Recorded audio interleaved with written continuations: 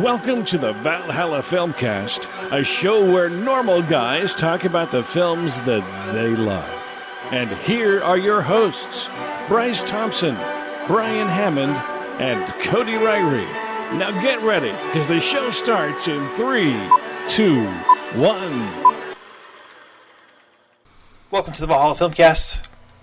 I am Bryce Thompson, and I have my fellow recorders with me, Cody and Brian. Say hello. Hey. Hi there.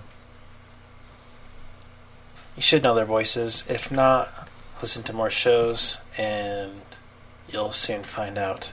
Anyways, tonight, or today, whatever time of the day you're listening to this, we wanted to talk about some Redbox releases that have just come out, some big ones, some interesting ones. Go for it. Okay, well, What do you think? this last week or so, I went on a Redbox binge. They found me almost naked and passed out, covered in Redbox sleeves everywhere. But it was fruitful. Found some good movies that we want to talk about and recommend. These are all going to be spoiler-free, so you don't have to worry about that. We want to cut the lines down. You know, we don't want you wandering to the box, opening the flap thing, and taking forever while those people behind you who are trying to put their movie back by 9 o'clock so they don't get charged an extra $1 and their wife gets mad at them anyway. So, yeah. That's the thing. I totally understand what you just said. That makes... There's some autobiography in that, yes. Anyway, let's see. First off, the first one I saw, 13 Hours, The Secret Soldiers of Benghazi. Also the most surprising movie that I watched on Redbox in this last week and a half. I am not a huge Michael Bay person. The first Transformers was okay. The Rock is not bad. Some of the other stuff. But for me, his best before this was not bad. I really liked this movie, though.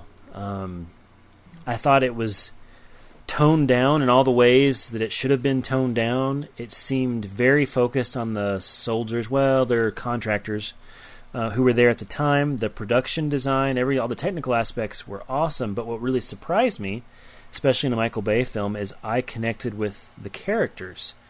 And so I started to care about them and what happened to them, which is something I don't often get from a Michael Bay movie. So you had all the great production value of a Michael Bay film, also a lot less slow motion.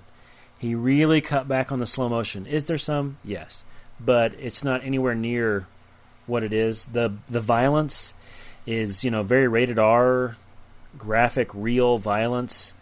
And I know it's kind of a controversial story, but for the most part, the movie stays out of the politics and just stays with the guys on the ground with what's going on. So I don't think I can give the movie enough recommendation. It's a really worthy follow-up to Black Hawk Down.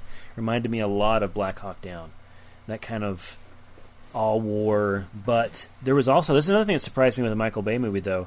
There was pauses and pacing that worked really well. It wasn't just all action all the time at the end. There was some moments for character things that went down. Geography. That's a big thing for me. I know I mentioned this before on the podcast, but if you can't tell what's going on in an action movie, then it's hard to feel excited.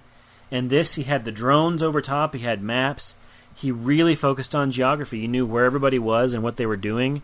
So all the things I've had problems with Michael Bay before, he totally hit a home run with this one. So, yeah. How was this received, critic-wise? I think it's a 50-something% on Rotten Tomatoes, so it kind of divided people right down the middle. But I think that people, they wrote it off for one of two reasons. One, they thought, it's just a stupid Michael Bay movie and didn't give it the time of day.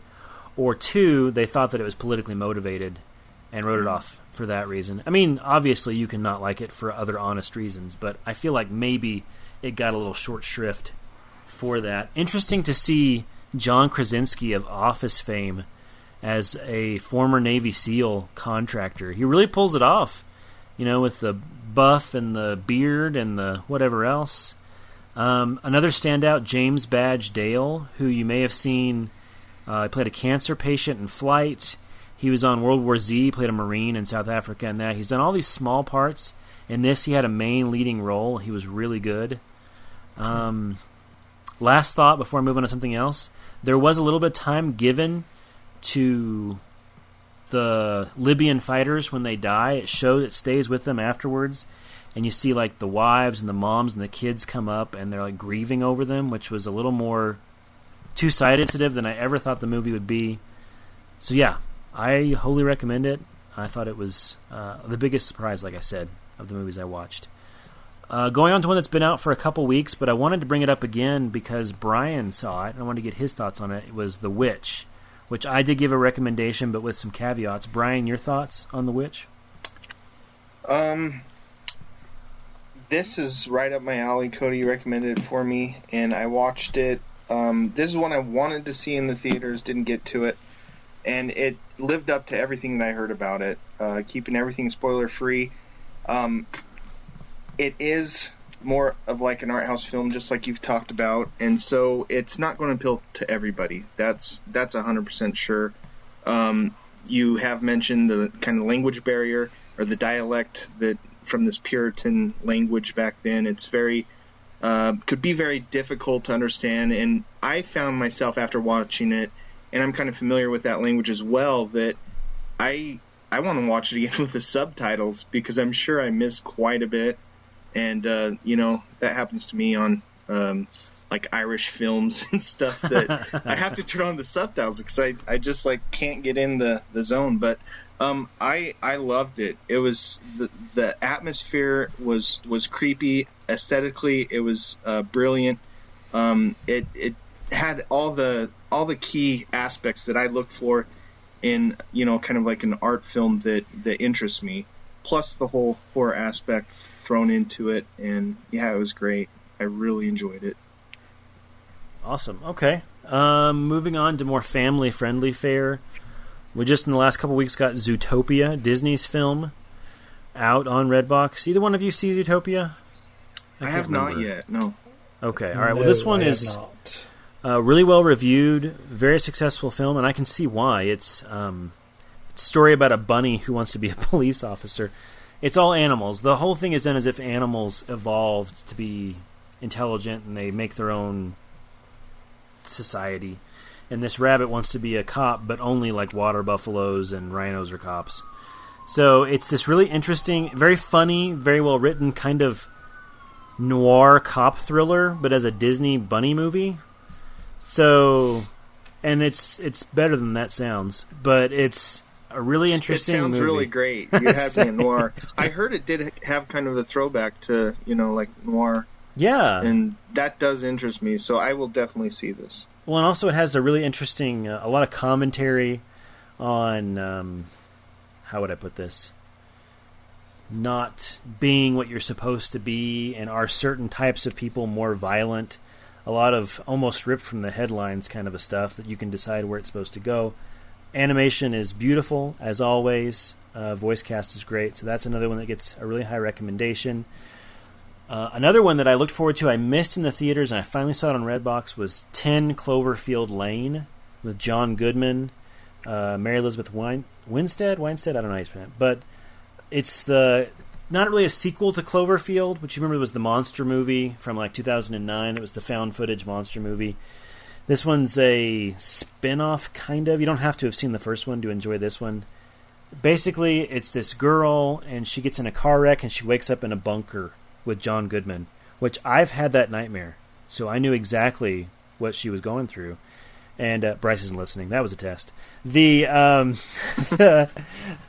she wakes up, John Goodman's got her in the bunker, and he says, look, the entire world's been poisoned. You can't go up there, everybody's dead. We have to stay down here for like 2 years before the air is clean.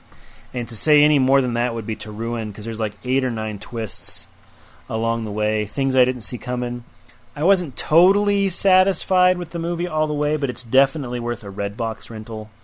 I mean, it can't hurt you to spend $1 or $2 on this, and there's going to be some people who are really into mysteries and that kind of movie who are going to love this. Just a little chamber piece with 3 people. John Goodman's great in it. So I do recommend it, but just as a Redbox rental. Trying to think what else that I saw. I saw one more. Oh, Brian, you saw this one too.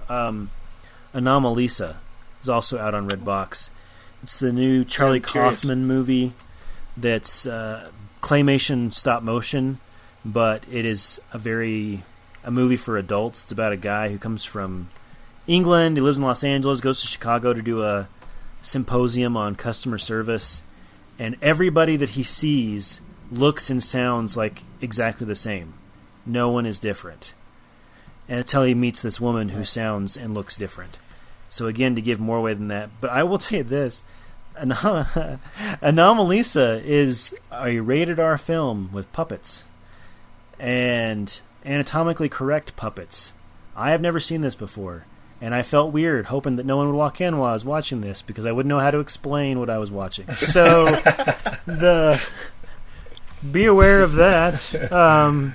I did not like the movie all that much. Like, it did provide some thought-provoking things. The main character is a super douchebag. I mean, I get that his world's falling apart or whatever, but he just acts like a jerk. Everybody around him is the same, and he treats them all like they're boring idiots, and I get that's kind of the point, but it just didn't work for me that much. I appreciate the effort that went into it, the artistry, but the story and the characters just didn't work for me. Brian, what were your thoughts on it? I can't remember what you said after you saw it. Yeah, I was kind of in the same vein. It's not my favorite Kaufman film by any stretch of the imagination. However, the artistry was incredible, and I think they did well with making it realistic. As realistic as claymation can be, or puppets or whatever. But, can I read a review? Since Sure. we're doing Redbox reviews. Yeah, There's only one review on Anomalisa, and I kind of got a kick out of it. Just a little blurb from it. It was very hard to watch. Even my granddaughter was grossed out with the split heads of the animated characters. And I'm thinking, what the heck are you watching with your granddaughter for? I think that's a case of misrental. She did not really mean to rent that movie, thinking it was for her granddaughter. So, it brings out all kinds of thoughts in me, because there is some anatomically correct puppets, especially the main male character, right? He's in the shower, he gets out of the shower. If this was a regular film, it might be NC-17 because of the levels of nudity, but it's puppet nudity, because I've seen a lot of stuff on stop motion puppets, right? And so if you're going to make a stop motion puppet move correctly, you have to look at reference footage, and you have to spend sorry, can we get through this? You have to a lot of time looking at video of the real thing, and how do you make that work right? So anyway, my heart goes out to these poor animators who spent hours, I'm sure, looking at reference footage and moving appendages 4 inches at a time, if that. I don't know. So it's just, I got a kick out of that. I'm sorry. Maybe we'll have to put a little warning on this podcast. I don't know. But, yeah, that was the last one that I saw on Redbox. I do not recommend it. I don't want to sound like I'm dissing it, because I said it. I think a lot of artistry and a lot of long hours went into it. But, hey, Cody, yeah. Those uncomfortable moments that you saw seeing the puppets in their full nudity, Yes. that took a lot of time to do. Oh, I bet. 6 months they spent trying not to make that look just like a comedy, and so... Just can you imagine if that's your job? There's a lot I just can't get over that. That's There are some wonderful probing philosophical questions that are... Come on, I can't use the word probing. So there are some philosophical questions that, are kind of brought up. And, I wouldn't recommend it for your granddaughter, but if you're into... it has a pretty high rating. 88. Oh, I don't know the Rotten Tomatoes. I don't have that app, but 7.4 on the user, scale. So, it's... If you're into that, check it out. Yeah, sorry, Bryce. Go ahead. The Revenant has also come yes, to Redbox. yes. Yeah. If you did not see that in theaters, I pick it up. I mean, it's worth the watch. Even if you don't finish it, still, give it at least a shot. I mean, it's pretty gruesome. It's a pretty hardcore movie, but go check out our review if you are curious. But everyone also I've recommended that to has liked it. So that's a pretty safe one. I only heard one negative review of it. That was my mom. She said it's just too much. Just too much. Fair enough. Yeah. Too much action, if you will. Sure. Which I thought was pretty cool. So. Well, and if you even want to go older in the Redbox, you still have the Best Picture winner, Spotlight. You're still going to find that, which is a great movie. The Big Short, very well written, very well acted movie. I don't think we ever talked about it in the podcast, but it was a fantastic movie. So a lot of good stuff because awards season has passed us and is now in the Redbox. Something to look out for. Definitely. Well, if you have any other suggestions, please let us know. I'm Bryce Thompson. I'm Brian Hammond. And I'm Cody Rari. And we'll talk to you next time.